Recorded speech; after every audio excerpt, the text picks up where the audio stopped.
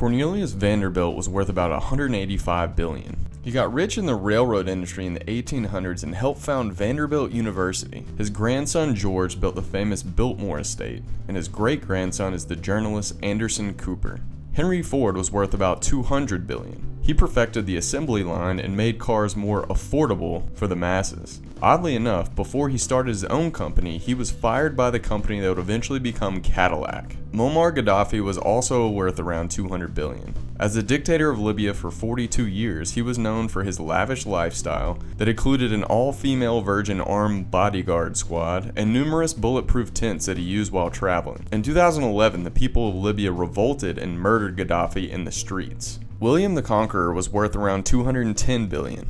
As a descendant of the Vikings, he successfully invaded England in the 11th century, where his nickname was quickly changed from William the Bastard to William the Conqueror. It is estimated that 25% of the current English population is somehow related to him. Jakob Fugger was worth around $221 billion. He made his fortune as a merchant and a banker in the 15th and 16th century, and at one point was even one of the main bankers for the Pope.